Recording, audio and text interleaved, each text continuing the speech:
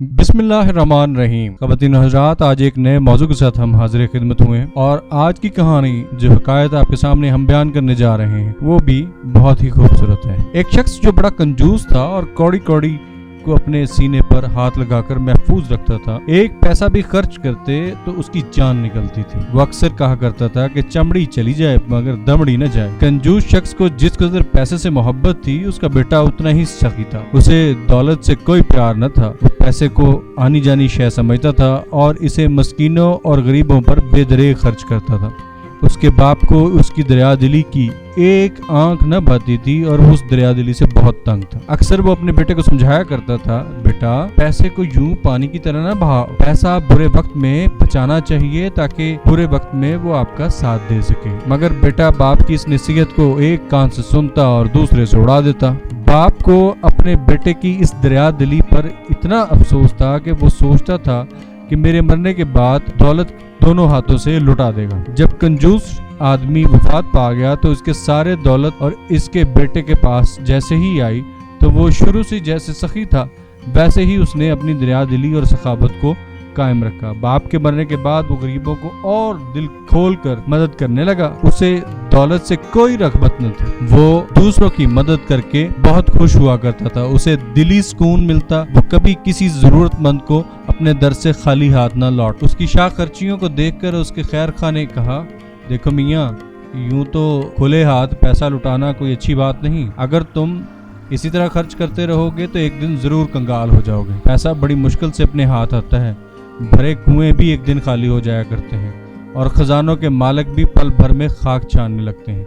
ये सुनकर नौजवान ने कहा, पैसा ही सब कुछ नहीं होता। इसका असल मसरफ तो ये है कि किसी जरूरत की काम आ जाए और किसी की हाजत पूरी कर दी जाए तो अल्लाह इससे खुश होता है। खैरखा बोला, मियाँ, बुरे वक्त के लिए कुछ पैसा बचा कर रखो, तुम्हारे ही काम आएगा। फकीरों की झोलियां भरने वाला क्या किसी के आगे हाथ फैला सकता है। तो तुम्हारे भले की क्या बात कर रहा हूँ, मेरी बात का बुरा ना मानो और मुझे अपने मुखालफों पे ना लो। लेकिन हकीकत यह है कि बुरे वक्त में पैसा बिल्कुल भी कोई आपकी मदद के लिए नहीं देगा। सखी नौजवान को ये सुनकर अपने खैरखा से कहा उसने कि आप जो कुछ कह रहे हैं सच कह रहे हैं। आपकी बातें भी दिल को लगती हैं, मगर आप ही बताइए इस दौलत की हैसियत क्या है।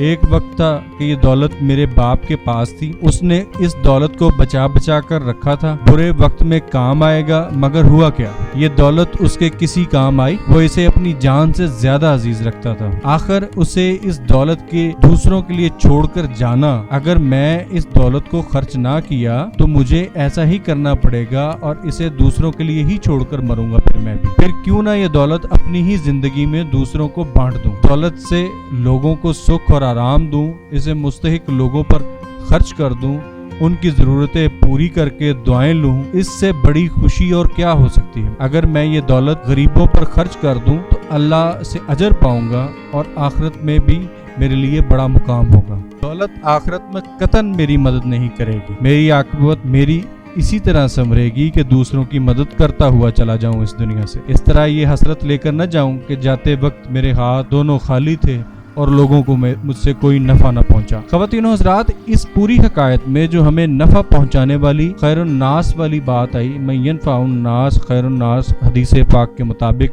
लोगों में बहुत मुफीद आदमी वो है जो लोगों के लिए भलाई करे। इस हदीस के मफहूम के मुताबिक इस तरह से लोगों के अंदर बुर्दबारी के साथ और समझदारी के साथ दौलत की तकसीम ही नहीं बल्कि हर वो आसानी देना, हर वो खुशी देना, हर वो आसाइश देना बहुत दिन इबादतों से बेहतर है जो किसी इंसान के दुख या तकलीफ को चंद लम्हों में दूर करना होता है। कोई दुखी इंसान किसी भी तरह से आए, जरूरी नहीं कि आपके पास दौलत है। आपके पास वो खैर खाही के लिए आता है, आपके पास अपनी वो परेशानी सुनाने के लिए आता है, आपके पास वो अपनी कोई तकलीफ लेके आता है जिसकी जो है हल, जिसका वो मदावा आपके पास है।